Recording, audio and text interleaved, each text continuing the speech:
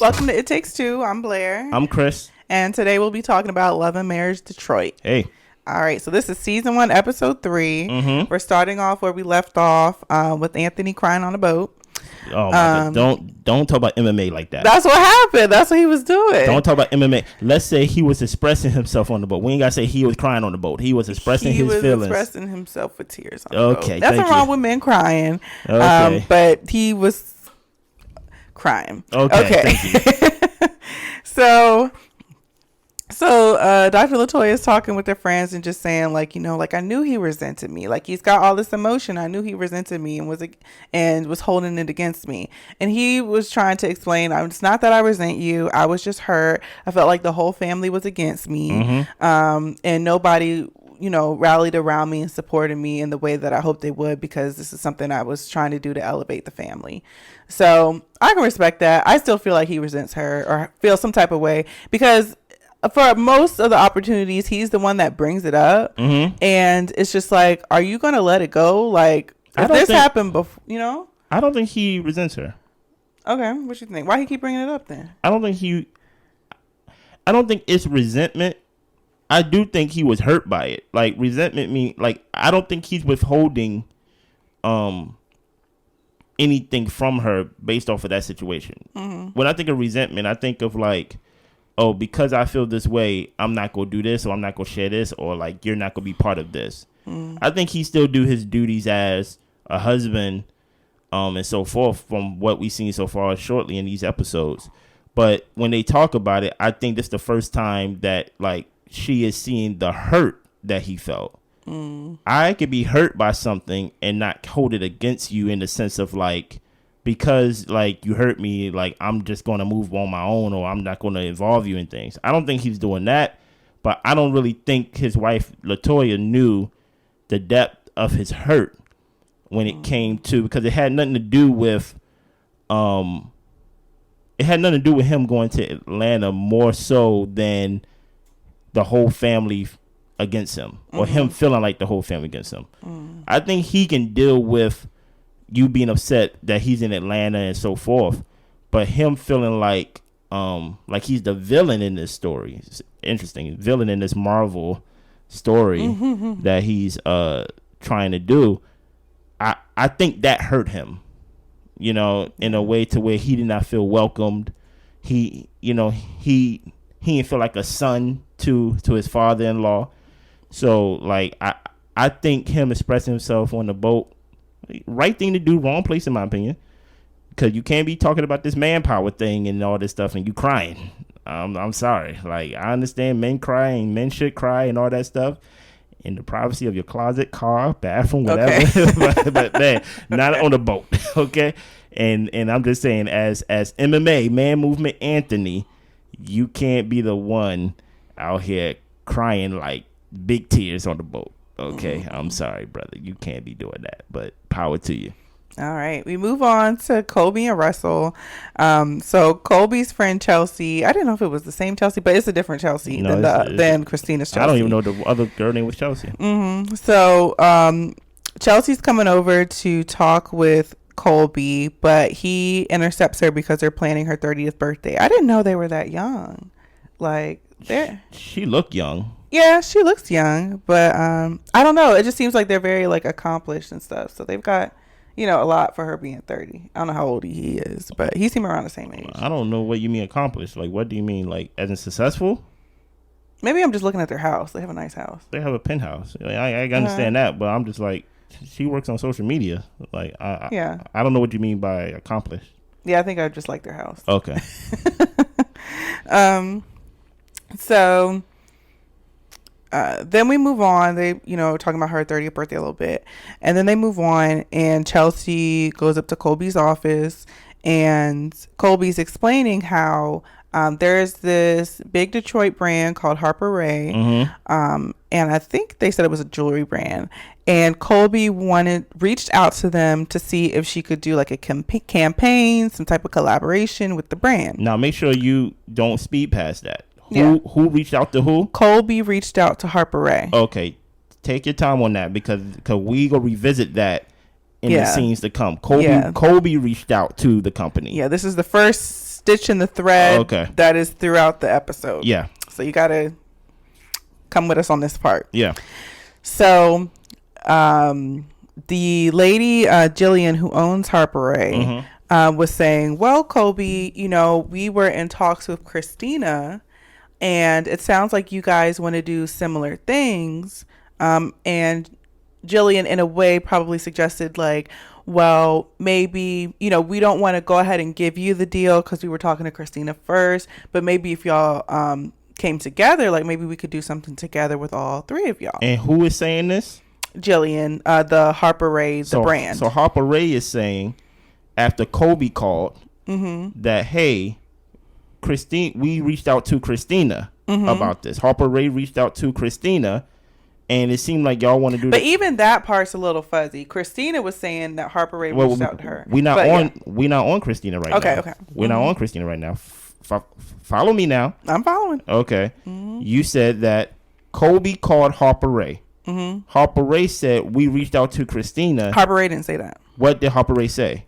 We've been in talks with Christina. We've been in talks with. So Christina. we don't know who reached out to who. But you can basically just put pieces together right there. Okay. I'm just saying that they said they've been in talks with Christina, so there's already been a communication right there. Yeah. Right.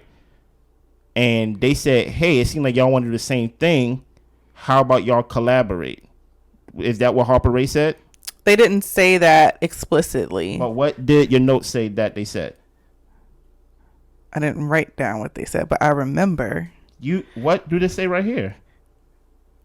Requests for them to collaborate. Colby requests for them to collaborate. Okay, that's basically what I'm trying to get clarified right there. Colby requested they collaborate. Right. Okay, there we go. Yeah. So Colby texts Christina and asked her, like, hey, I've reached out to Harper Ray. They told me that y'all were in talks. But we're talking about collaborating anyway. So why don't we collaborate together on the Harper Ray brand? Yeah. And Christina responds that she's confused by the message. What's confusing?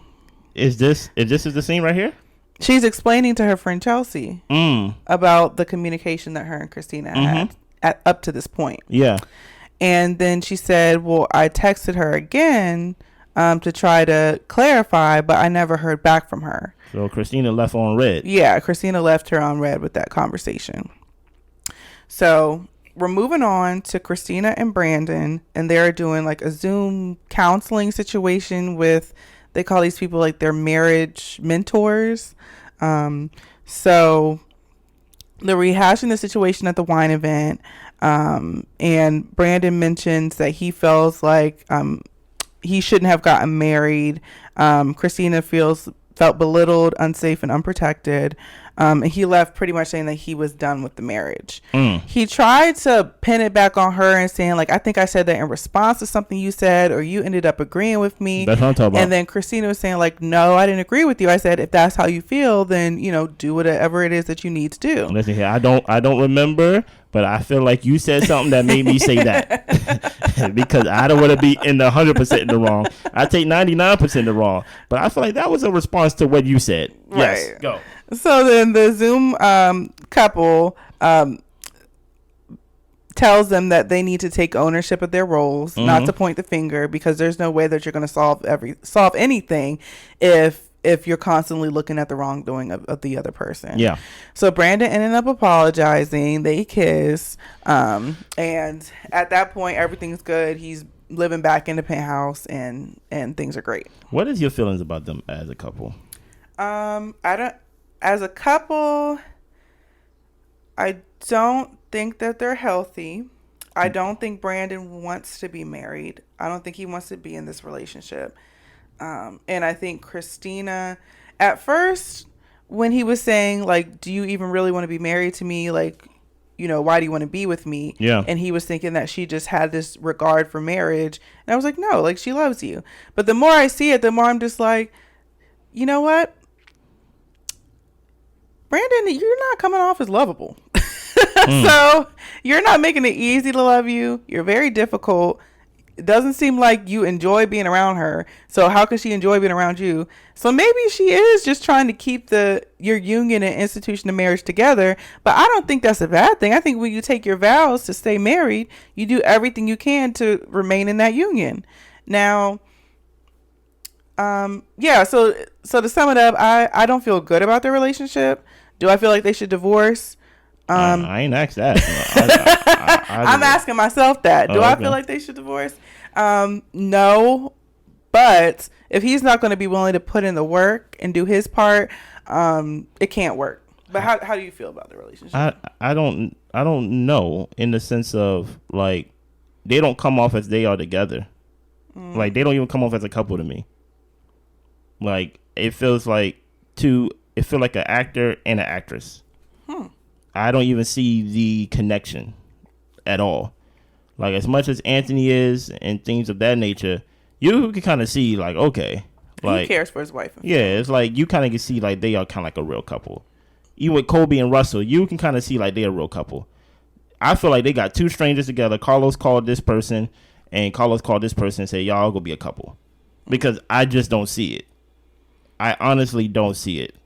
And maybe it's Brandon's fault, because, like you said, he ain't showing himself to be lovable, so we don't get to see the lovable side of Christina, of like being a wife and being happy to see him and being, you know, that energy that couples give to each other. I have yet seen that.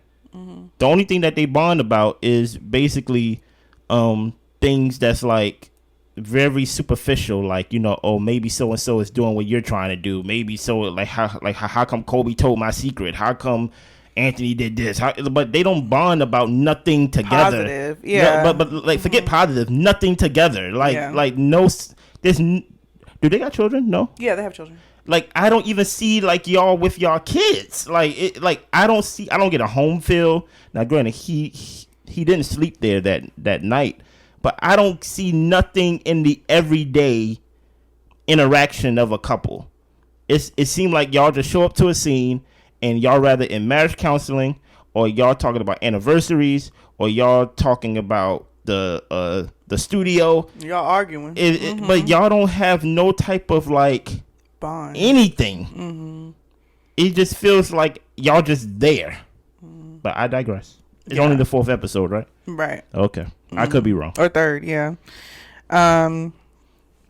So we go see Dr. LaToya and Anthony. Yeah.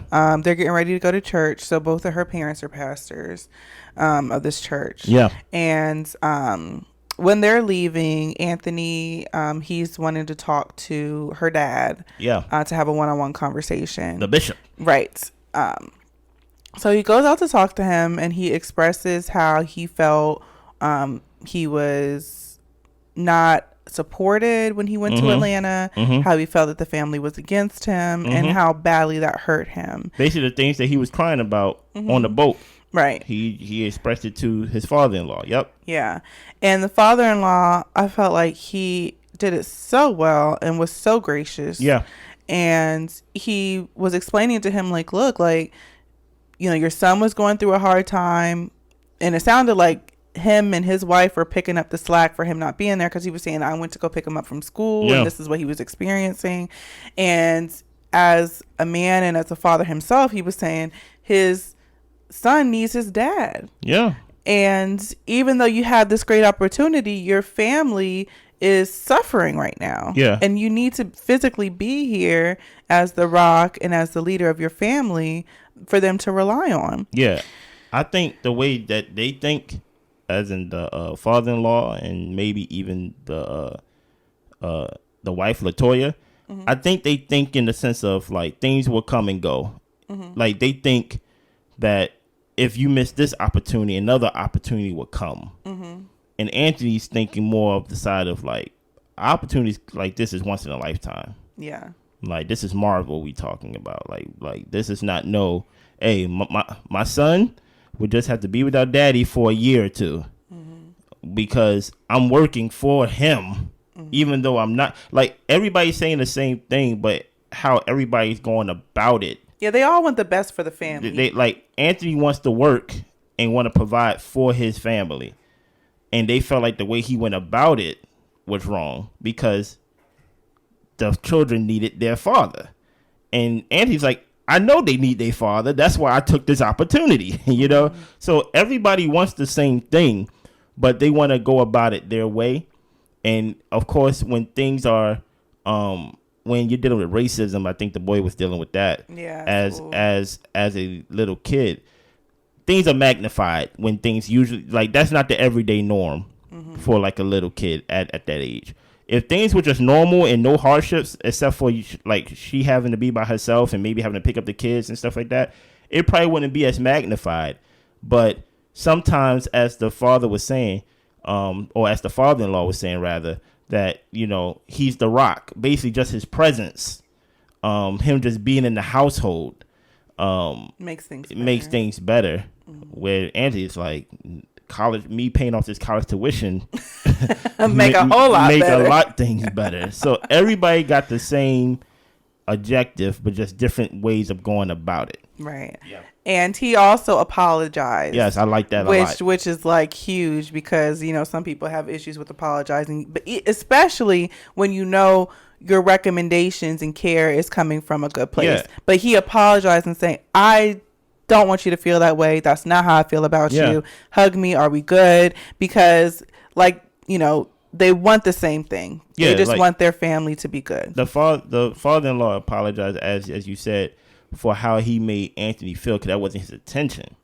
His intention was to basically get the point out of, like, you need to be home. He didn't apologize for that. Mm-hmm. But in the meantime of me trying to express that, I made you feel this way. Mm-hmm. And that was not my intention. Mm-hmm. So I have to apologize for that. I really did like that. Yeah. That was a good scene. Yeah. I think that brought healing for MMA. I feel like it too, because it also seems like he wants his father-in-law's like approval. Yeah. Like, you having a day, man. I'm telling you. Okay. So he hasn't told us his relationship with his dad, but he pretty much just said like he doesn't have much support on his side. So it seems like he really wants the acceptance and from his father-in-law and his wife's family. Yeah. So I felt really good about that. Yeah. So we move on. This was a short scene. Colby talking to her assistant Lauren on the phone, and saying how she hasn't heard back from Christina still about the Harper A situation, but she's still working and moving forward on her own endeavors. Now, that's, even though it's a short scene, that's an important scene. Mm-hmm. Christina have not reached back with a phone call or a text message to Colby. Yeah. Yet. Still. Continue. Russell is at a gym that he's looking at buying, and he's talking with the owner, and he's showing him around so he can get it from the owner's perspective versus being like a member and a gym goer. A walkthrough. Yeah, full walkthrough. So, Russell and the guy are chopping it up.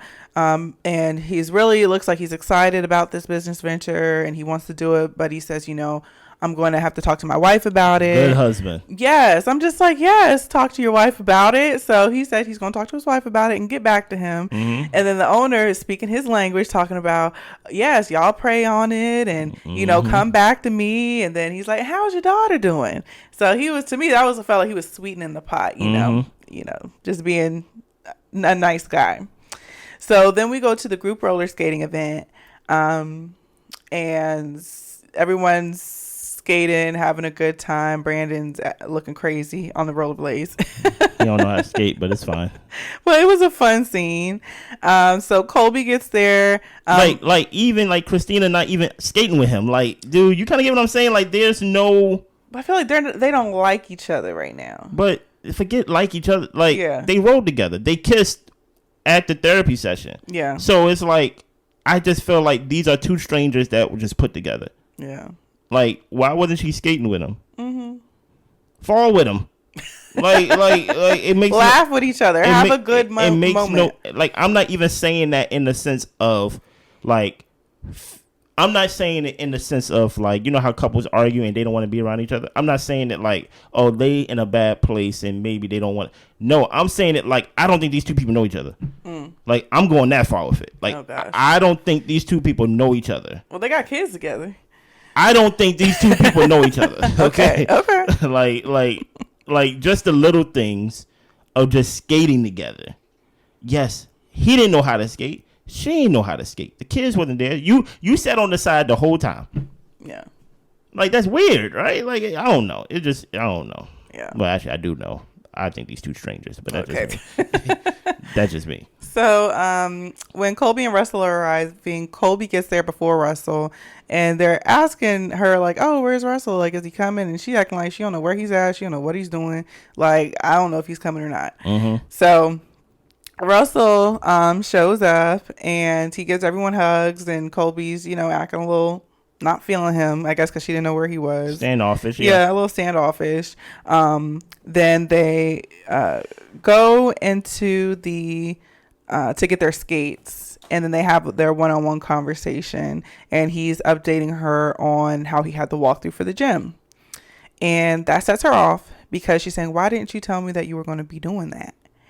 And he says, "Well, I just went for a walkthrough. I just had a conversation. This is my guy." And she's like, "Your wife hasn't met your guy." Mm-hmm. So he's like, "Well, I haven't signed anything yet. Like, I just did a walkthrough." And so her thing is, what she's been saying the whole time, just let me know when you're about to do stuff. Like, keep me in the loop as far as how these things are going. But not only that, she also said she wanted to be in important meetings. And he's saying, well, you'll be in the meetings that concern you or that important for you to be at. Yeah, which I felt like is fair, because you don't need to be all his meetings. You don't be all in your stuff. Don't you have a job? Right. You can't be at all my meetings and be at your job. Mm-hmm. You just can't. You know what I'm saying? But the thing that rubbed me the wrong way is when he said, I'll be the owner, and, we'll get you in there to like run the gym. And then it's like, okay, that's where I say, like, beep, like the construction, like, back up, hold on. What do you mean I'm running the business? If you're owning and buying this business, mm-hmm.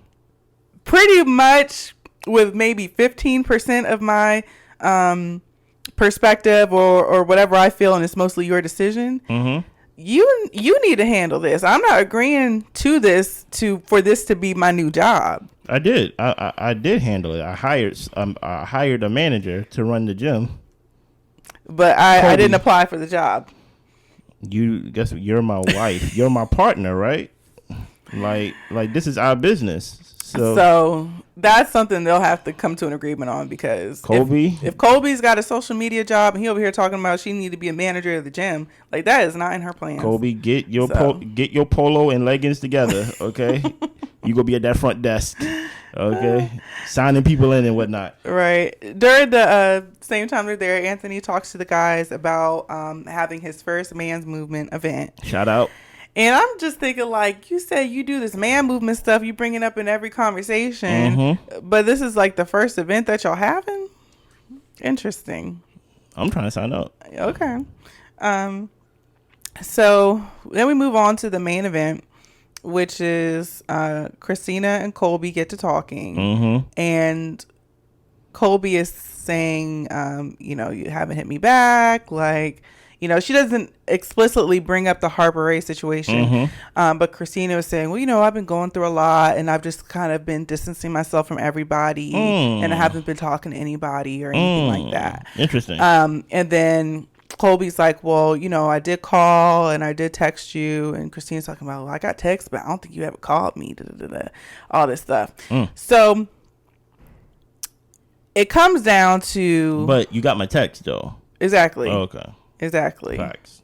And I reached out and you didn't respond. Word. So it comes down to... I think I just brought you a bag too, but that's just me. Sorry. My fault. But go ahead and continue to distance yourself. Go ahead, my fault. Yeah. It comes down to Christina saying that, well, me and Harper Ray, we were already talking, and I felt like you were jumping on my bandwagon when it came to that. And Colby is saying, how could it be possible that I jumped on your bandwagon, mm-hmm. when I reached out to you to do a collaboration? Like, and we've talked about collaborating before. And then Christina keeps talking about how she was confused and, mm-hmm. and all this stuff. I'm like, you weren't confused. Like, you're lying. I'm going to play that card. Like, what the hell you mean you're confused? One, Colby was clear and direct. If you catch me in the wrong, I'm playing that confusion card, mm-hmm. all the time. I'm confused. Yeah, she was clear and direct. And then if you were confused, why did you not hit her back up to have a conversation? Because I was confused. So Christina essentially doesn't want to do the deal with Colby. When she talked to Harper Ray, they told her that, hey, you know, Colby is trying to reach out to us, you know, even though we're already doing something with you. So to me, it sounds like there might have been some double-minded back talking going on with the brand, giving them two different stories or two different sides. I feel like it could have been. Or Christina could just be lying. Because what are your thoughts about this whole situation, by the way? I feel like Christina should have just responded clearly and honestly. Go ahead. I feel like it didn't have to be blown up into this. Colby just asked her if she wanted to do it. She could have said no.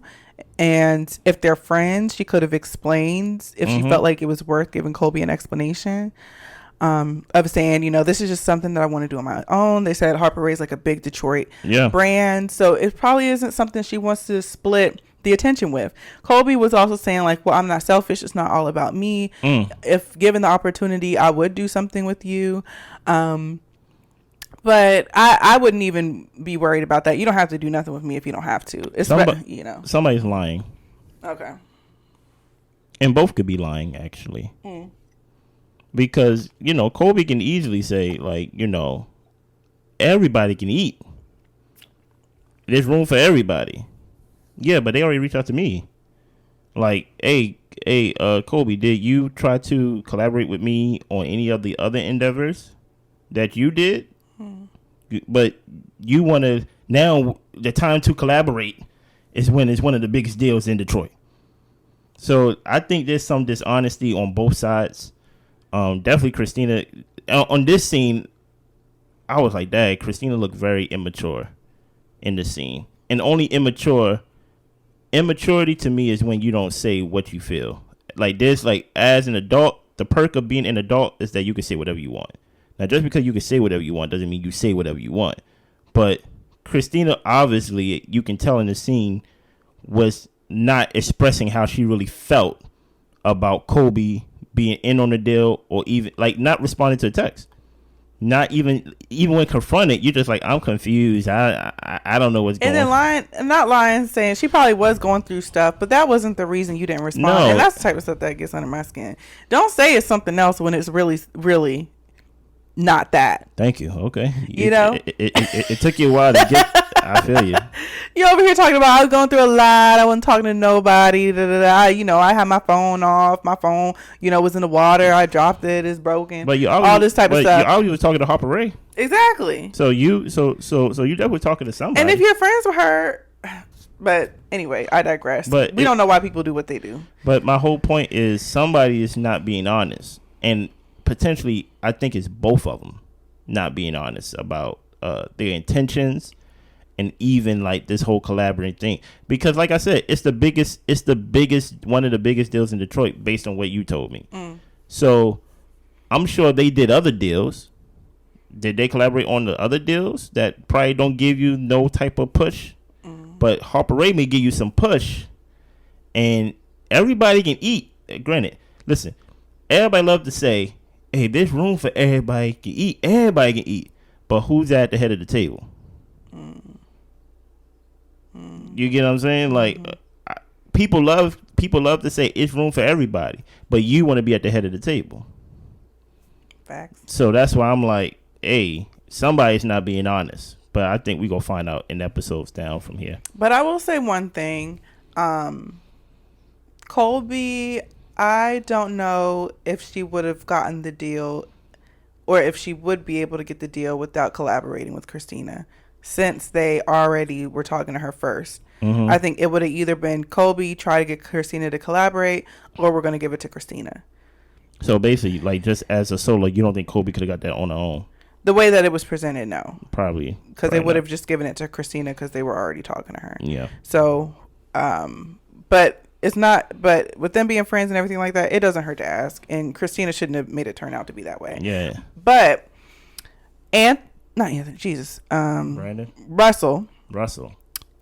He speaks up in defense of, honestly, both Colby and Christina, and saying that y'all are friends. At first. Y'all shouldn't, be letting something like this get in between y'all. You know, y'all both are in the same field. Y'all both can be successful, and just trying to clear up the situation and get them on good terms. Yeah. Brandon, he comes off initially trying to be that way. Yeah, he's like, I'm our husband, the husband over there, basically saying like, yeah, y'all are cool. He basically gave a speech after the speech. Yeah. You know? And then it's saying, but you know, Colby, she's done a lot of stuff and trying to do what Christina's doing. And then Colby's caught off guard because she's like, what do you mean I'm doing what she's doing? And then he's like, you know, being a KOLBYCAT. That's my favorite line of the night.